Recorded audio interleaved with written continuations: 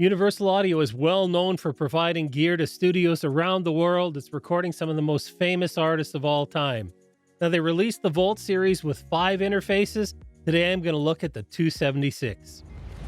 Now, all of the audio in today's review is going to be recorded using the Volt 276. I'll use the Shure SM7B as my vocal microphone because it's going to be gain hungry. It's going to put a little bit of a strain on these Universal Audio preamps, and we'll see just how well they hold up.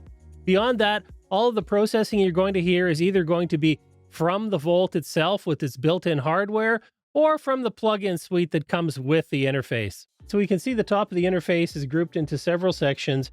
We have the input 1 and input 2 controls, and then we have the monitor controls.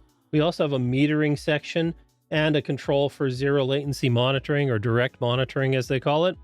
In terms of the controls for the gain, we have 55 decibels of gain that we can adjust for each channel.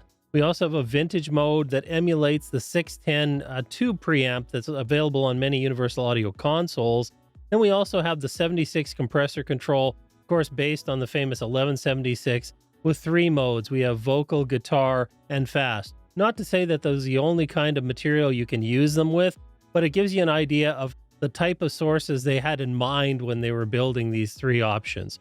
And again, that's on both of the inputs, so we can control those independently. Then we have a control for 1 set of monitors, and then we have the direct monitoring control. So when it's off, we have no direct monitoring. We can't hear anything coming in through either of the channels directly. Then when we press it once, we get an orange glow, which means that we have the inputs panned right and left. So input number 1's panned to the left, input number 2 is panned to the right. When we press it again, we get a blue light, and that simply pans each of the inputs to mono, so we hear them through both sides. So really useful to have that in case we're wanting to monitor while we're tracking and we don't want to have latency from the DAW.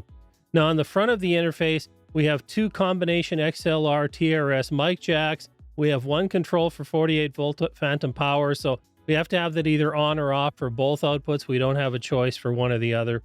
There are also individual controls though for input, so we can assign the TRS jack to either line or instrument level input, so that's good to have. Also on the front, we have the headphone control as well as a 1/4-inch jack. Then on the back, we have 2 TRS outputs that are balanced for our monitors. We also have a MIDI in and out. We have a USB-C jack, a power connector for 5 volts DC. That's not required when we're using bus power through the computer. That's when you want to use it in standalone mode or with a tablet. And of course, we have a power switch as well, which is really nice to see. Then at the top, we have a monitoring section where we have LEDs that monitor the inputs and the outputs. Again, there's only 5 steps with each of these. I like to see a little more in terms of a few more LEDs would give a little more granularity, but nonetheless, they're here to give you an idea just to make sure you're not getting into anything with clipping. Now, other than build quality as well as just the general sound quality of the Universal Audio preamps, what differentiates the Volt 276 from other interfaces, of course, is the vintage mode with that emulation of the classic 610 preamp, as well as the 76 compressor, much sought after 1176. So I've gone ahead and activated the vintage mode, and right away you should have heard my vocal brighten up. Definitely gives it a little bit more air. It elevates things and gives you some saturation and harmonics as well, so it can help to thicken up the voice a little bit. I'll go ahead and I'll turn some compression on. And the first thing you'll notice is the level has gone up. So I'm going to back it off a little bit here. The compression adds about 7 dB of gain before it starts compressing on the 276. And so here we have the vocal mode designed again to give you kind of a very smooth compression with voice, but you can use the other modes. I switched over to guitar mode, which has a little bit slower attack. So it's going to be a little bit, allow a few more transients through than you would get otherwise. But again, totally usable to my ears anyways on vocals. And if I go to fast, that's going to be as fast, as much compression as we get. It's going to really slam the vocal here. And again, all of them are very usable, just designed to give you a little bit of flexibility. I'll go ahead and turn them both off, bring the gain back up, and that'll give you an idea of the difference that those 2 effects make on this interface. Now, the software controls are very basic here for the 276. We basically have a sample rate control. We can go anywhere from 44.1 up to 192. Then we have buffer settings. I currently have it set at 512 samples. Of course, you can reduce this or increase this. This is how it comes by default out of the box, so I thought I would do this for the review. And of course, depending on your computer's horsepower, it's going to determine how much you can reduce this to reduce the latency. Now, I wanted to give you an idea of how the preamps would drive a few different microphones. So, of course, we've been using the SM7B. You can see I have the gain set at around 4 o'clock on the interface. We got plenty of level here. Sure, you could use it with a mic booster, but as it is, I don't think it's entirely necessary. Let's check out a couple of other mics. And here we have the Rode PodMic. This is another very popular microphone that's also quite gain hungry. You can see I have the gain here set at 330. The interface has no trouble driving the PodMic. And now I have the Audio-Technica AT2040. This is another broadcast dynamic microphone. Needs a little less gain, set at about 3 o'clock. To my monitoring, sounds really good here with the 276. Now we'll throw one more microphone on. We'll go with the NT1A for a condenser mic. And for the last microphone, I have a condenser microphone. It's the Rode NT1A. You can see here this has 48 volts phantom power, and I have the gain set at 11 o'clock. Again, no issues for the volt to drive this microphone. You're going to have a lot of choice of microphones with this interface. The clean preamps will handle it very well. Now I'll go ahead and test the self-noise of this preamp and compressor. I'm going to do 2 tests, 150 ohm resistor, and I'll cycle through the entire gain range. And then I'll do a test in the isolation box. We'll put the SM7B in there, and we'll record a sine wave sweep from 20 to 20,000 hertz with the noise in the background so we can hear the difference and separation between the signal and the noise.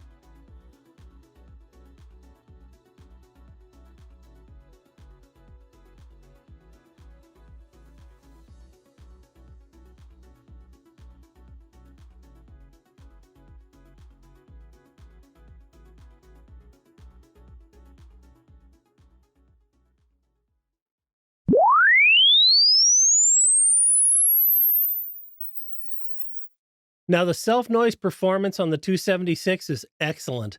With the 150 ohm resistor test, we started out with some noise above minus 80 dB, but as I began to increase the gain, anywhere from really 11 o'clock on, we had self-noise below 90 dB, so that is fantastic.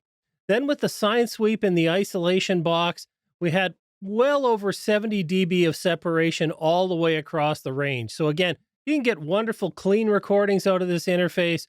No issues with self-noise at all. Now, I tested the headphone amplifier on the 276 using a variety of headphones. I wanted to use a real-world test rather than giving you a bunch of measurements from instruments. I thought it might be a little more relatable. And so I've gone ahead here and used everything from a 32 ohm set of Rode NTH100s all the way through to a 300 ohm set of Sennheiser HD600s. And what I did here is I used my binaural microphone to record with each of these headphones. I started out by setting the level at minus 6 dB that was being picked up with the binaural microphone on the Rode NTH100s. And then simply by recording the various headphones without changing any of the settings, I measured the amount of level I was getting so we could get a comparison. And of course, we expect it to get quieter as we increase the impedance, but the real takeaway here is that this interface is very capable of driving the vast majority of headphones you'd like to use. Now, I want to let you hear audio with headphones of 2 different impedances, and to keep it as close as possible, I've gone ahead and used Beyerdynamic DT770 Pro 32 ohm and 250 ohm. The headphones are slightly different, but this is as close as I can get to give you that representation of the headphone amp driving these 2 impedances. I've also included the original file so you can hear the difference.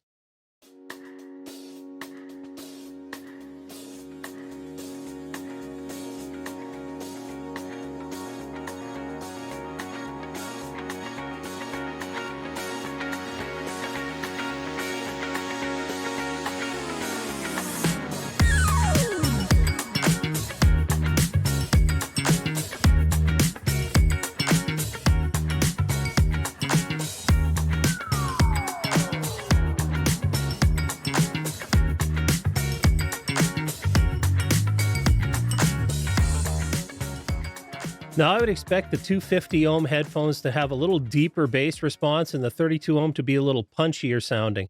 And of course, that's the headphones, but it also depends on the amplifier's ability to drive that. And in both cases, I heard what I was expecting from these headphones. So I would say driving the headphones across the different impedance, the headphone amplifier is able to produce accurate results. Now, to test the instrument inputs, I went ahead and recorded guitar and bass tracks, and I've loaded them up here in Studio One along with amplifiers and reverb to give you an idea of what you could create with the 276.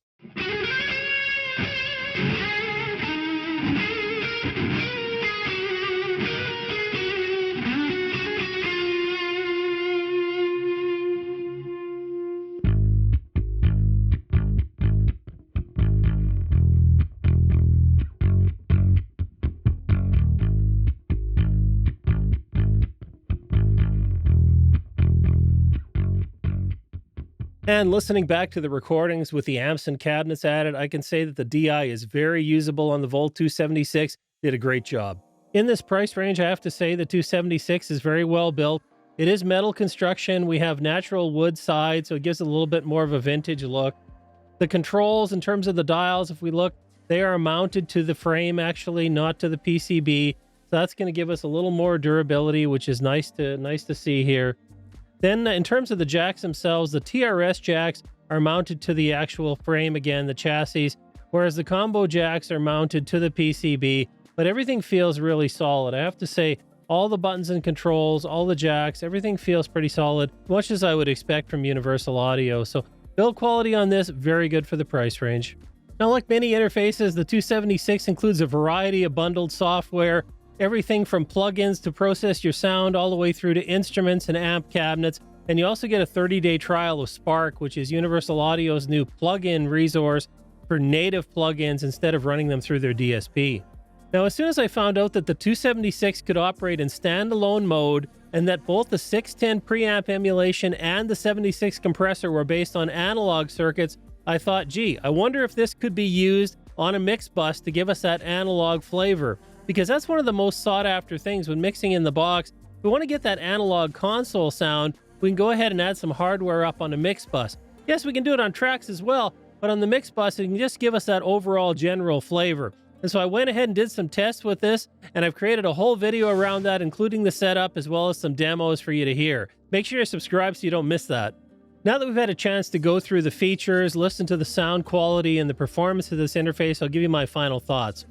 Overall, I have to say this interface is very well built for the price point, even at a higher price point. It feels solid. It feels like it's going to be reliable.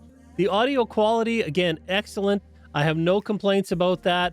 I would say that the implementation of the 76 compressor and the 610 preamp is also very well done.